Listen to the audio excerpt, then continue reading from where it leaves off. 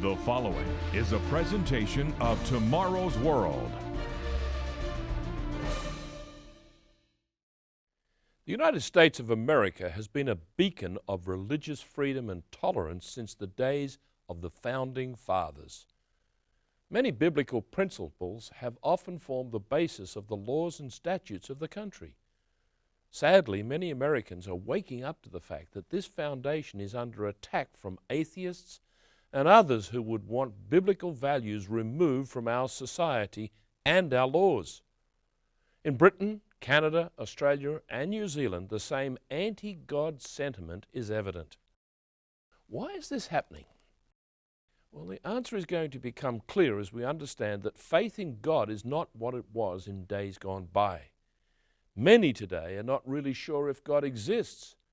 They've never really proved it to be true. They want to believe that He is real, but have not taken the time to prove it. Are you sure that God exists? I can tell you now, you can prove that He does exist. Maybe you're asking yourself right now, have I really proved that God exists? I want to help you today to do just that. Prove it for yourself. In doing so, you are not going to just help yourself, but your family as well. Many college students leave home each year to go off to a new school year only to find that their belief in God is challenged by those around them. College professors and fellow students cynically assault their beliefs, and so many soon surrender to a way of thinking that is devoid of absolute values and belief in God and the Bible. Soon they're confused, and their religious beliefs just crumble into dust. On their first visit home, their parents are shocked by what they're hearing. Can we rebuild the nation's belief in God? Stay with us today to hear how you can shock-proof your belief in God. Stay tuned.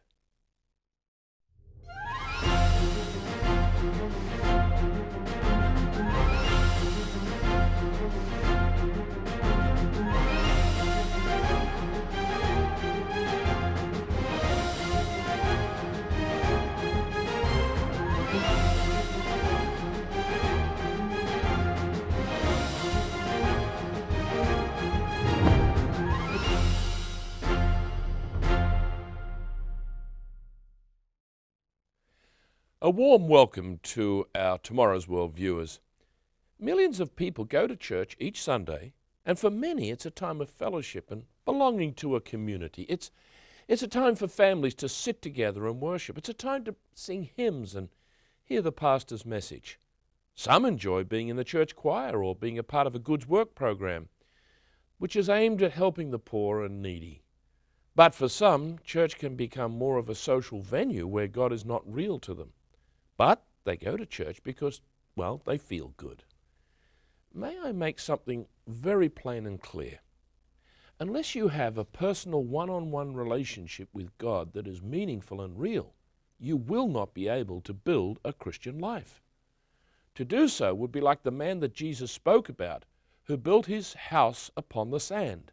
The floods came, the winds blew, and it fell. But the person who builds his Christian house upon the rock, and that rock is Christ, is one who knows and is sure that God exists. He prays to the real God, and he expects answers. Let me share a personal story with you. Throughout my childhood and teen years, I believed in the existence of God. All seemed fine till I began counseling with my minister for baptism. He asked me the question, "Are you sure that God exists?" I said, "Yeah, I'm sure." Then he asked, "But have you proved it?" Well, I was speechless because I hadn't. I'd simply taken my parents' word for it. But then, of course, they'd told me that Santa Claus was real, and I found out that wasn't true. Could they have possibly been wrong about God and Jesus Christ also? I needed to do something about it. I began a deep study of the subject and was helped by reading a book that gave me the same 7 proofs that I'm going to give you today. Are you absolutely certain that there is a real God in heaven who intervenes in world affairs and guides you in your personal life? I've said that I will give you 7 proofs that God exists. So, let's start with number 1.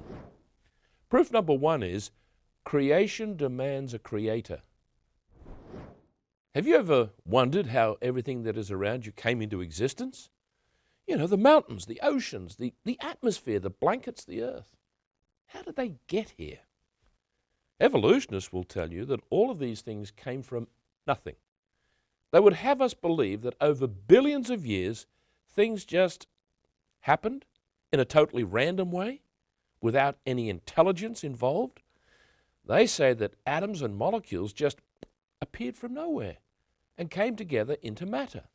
Well, this is simply not sustainable as a theory. The universe's existence demands a beginning.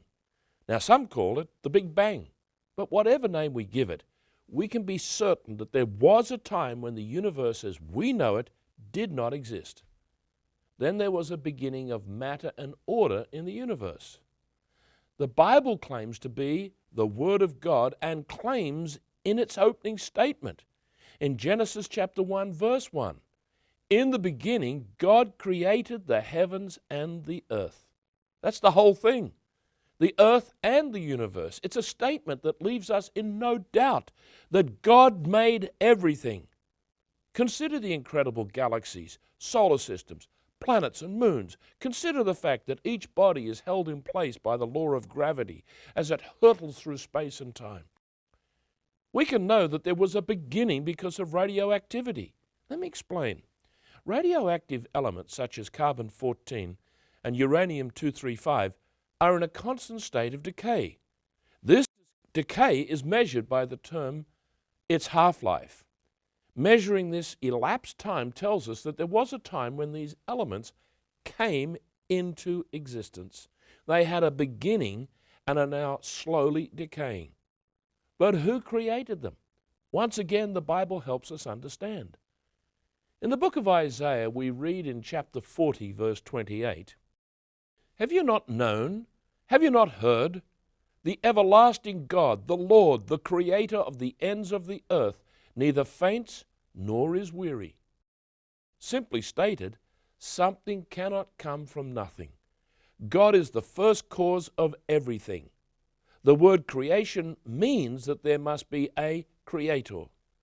The book of Revelation speaks of God in chapter 4, verse 11 this way, "For you created all things, and by your will they exist and were created."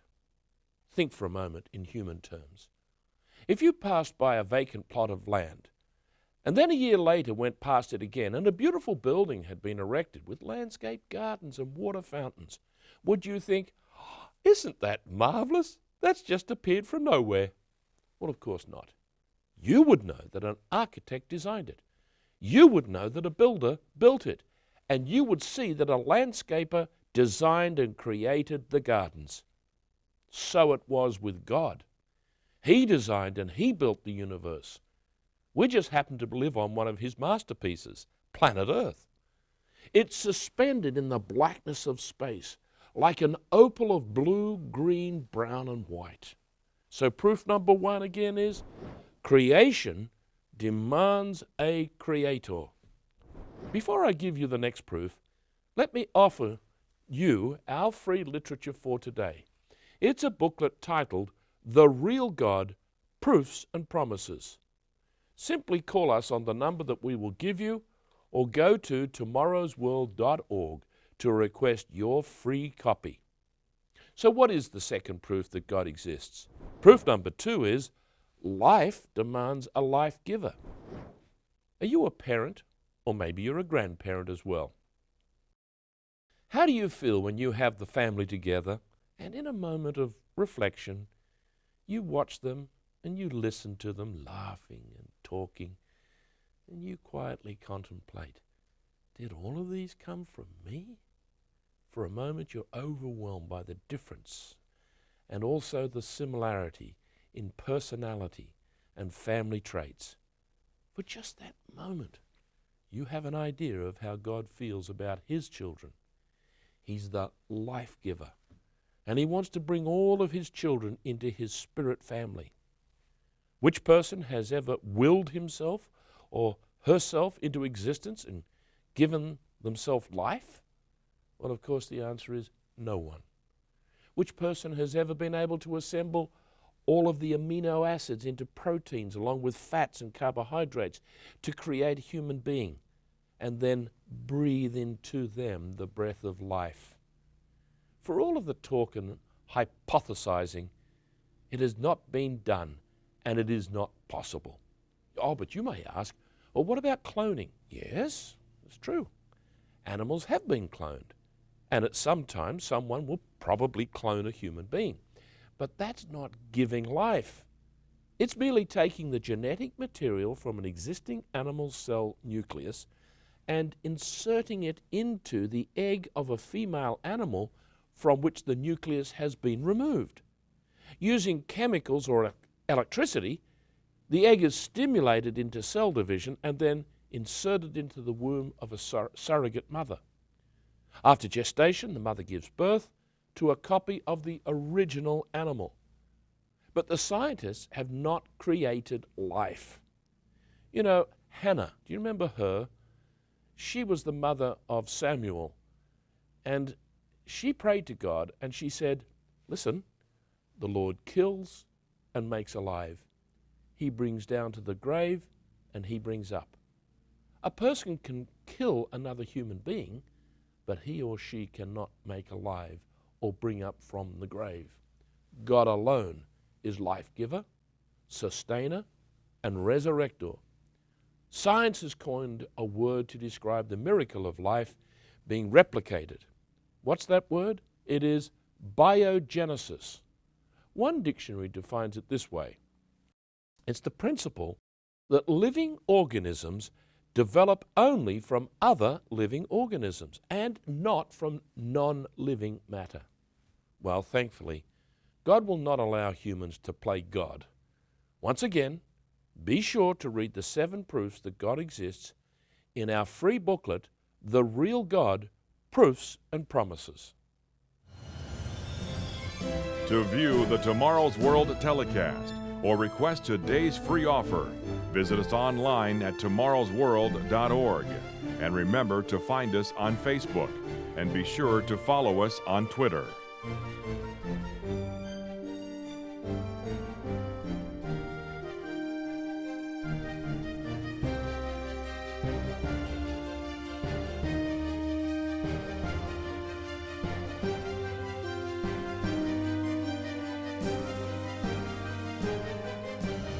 With this offer, you will also receive your free subscription to Tomorrow's World magazine, full of timely articles and unique insights on today's important issues. Tomorrow's World magazine keeps you up to date with world trends, Bible prophecy, and the very meaning of life itself. Tomorrow's World. Call now.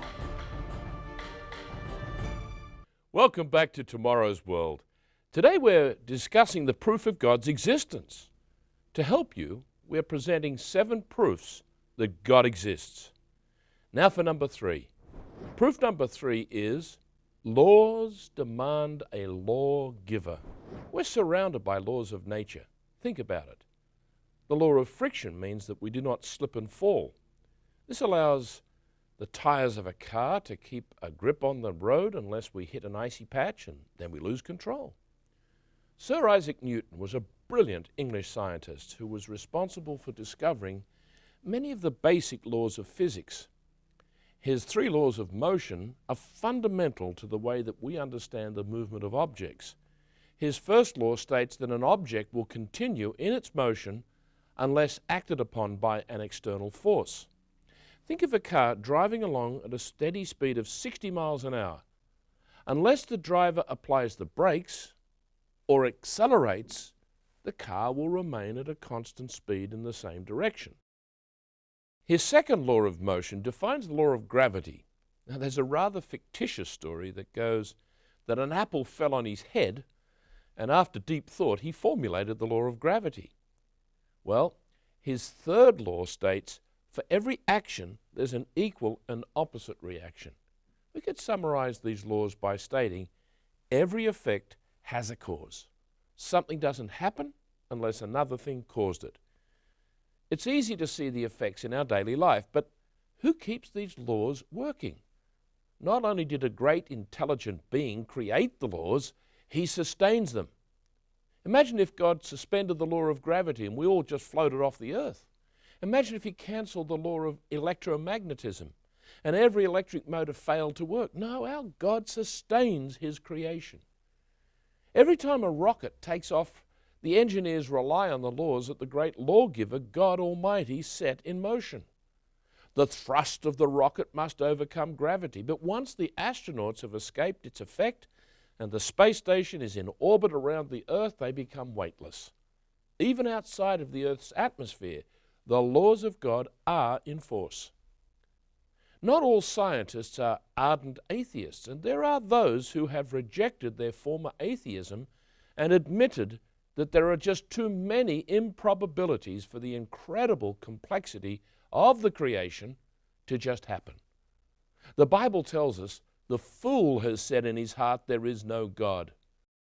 Isaiah tells us in chapter 33 and in verse 22, "For the Lord is our judge, the Lord is our lawgiver."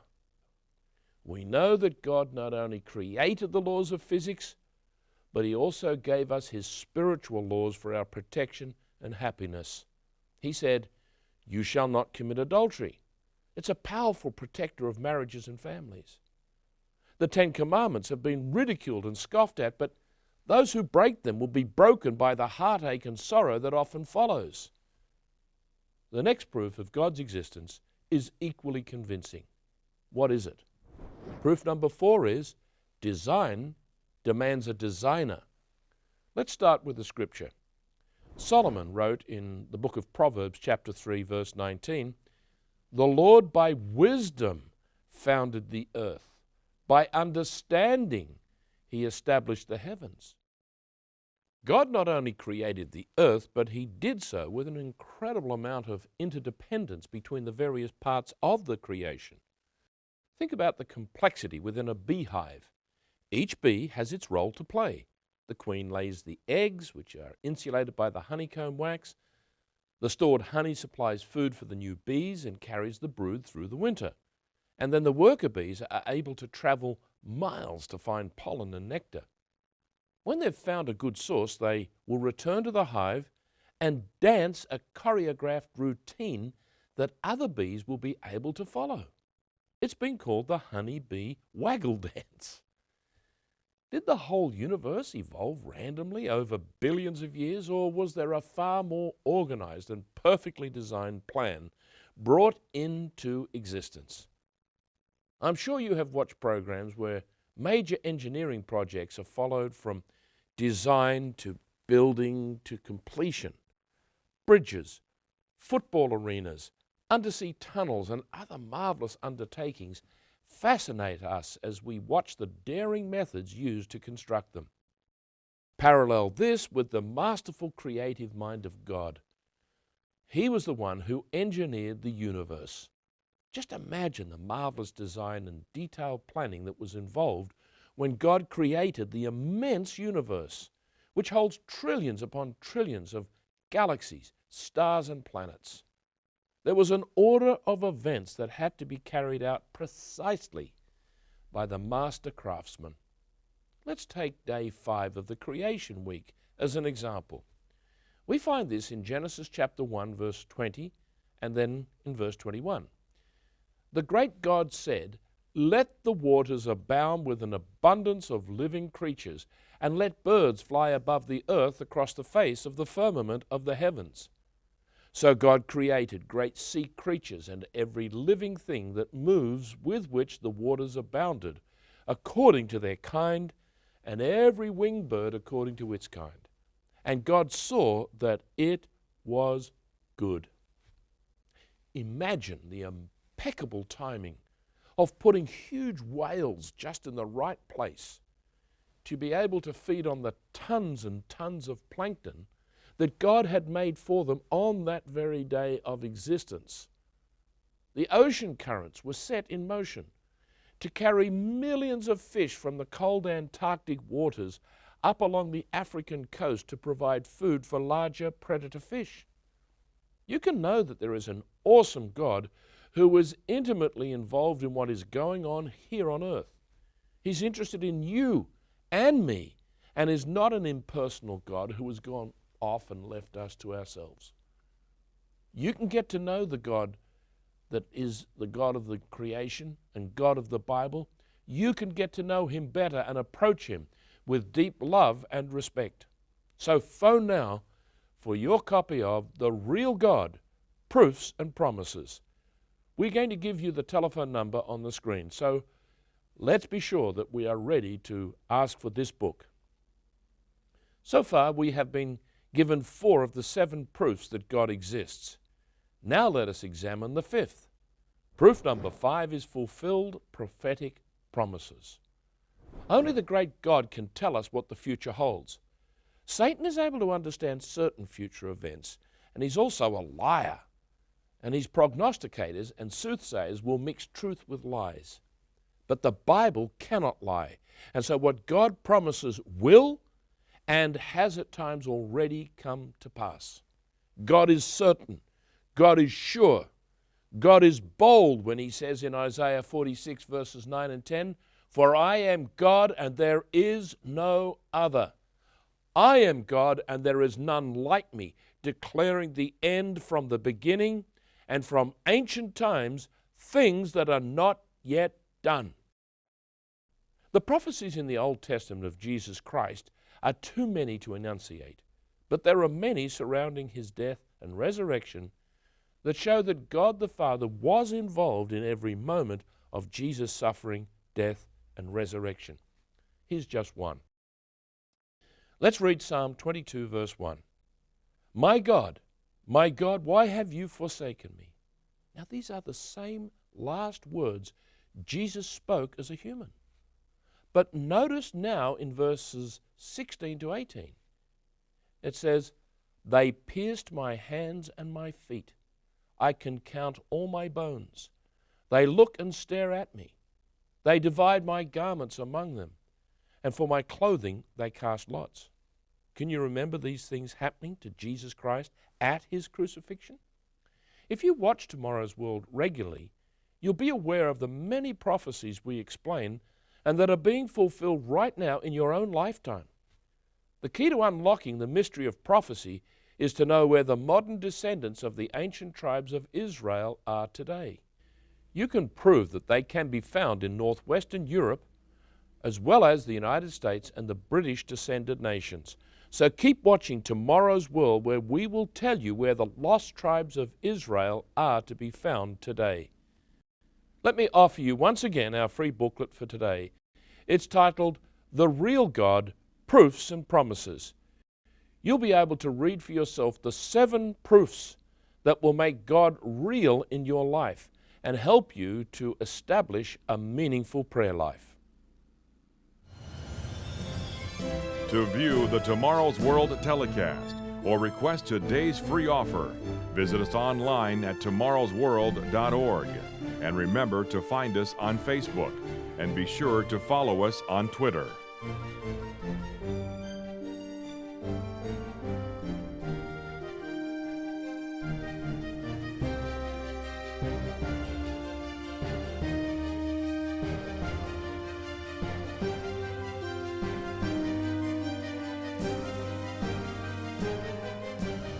With this offer, you will also receive your free subscription to Tomorrow's World magazine, full of timely articles and unique insights on today's important issues.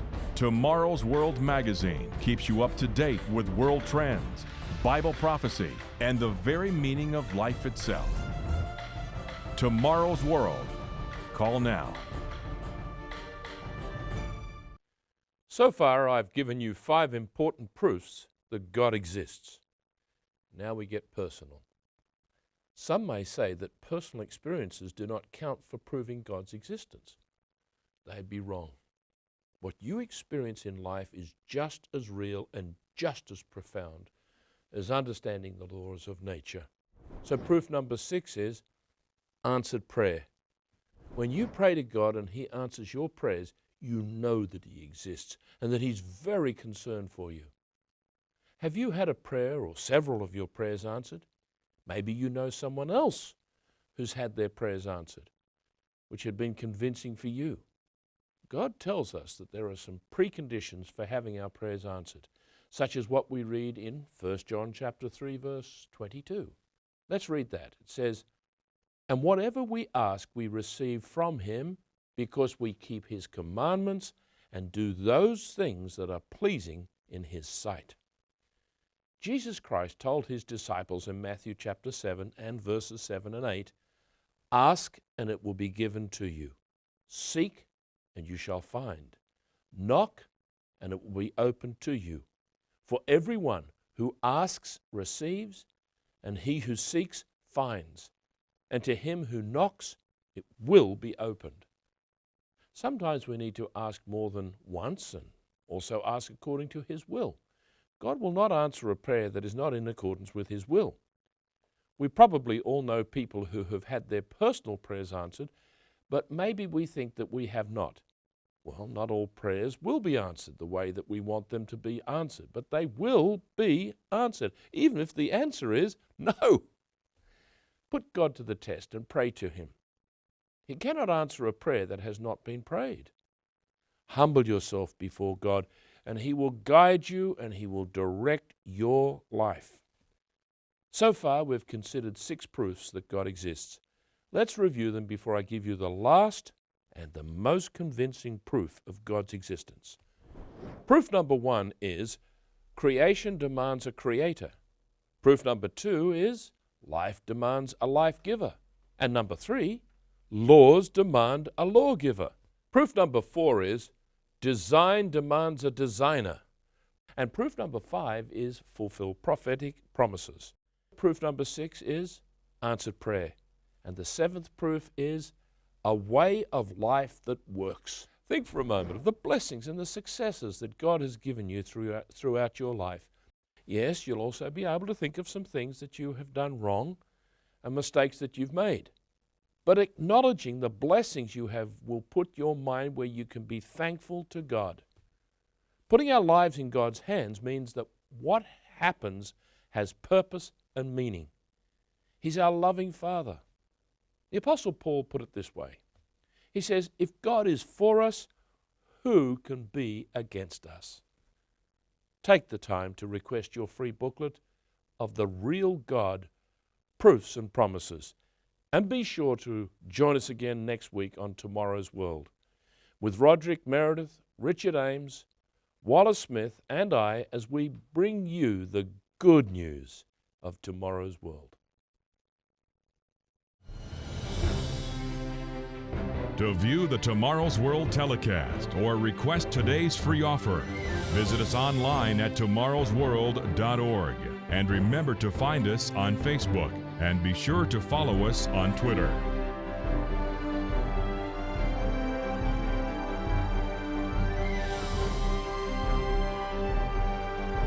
The preceding program is produced by the Living Church of God.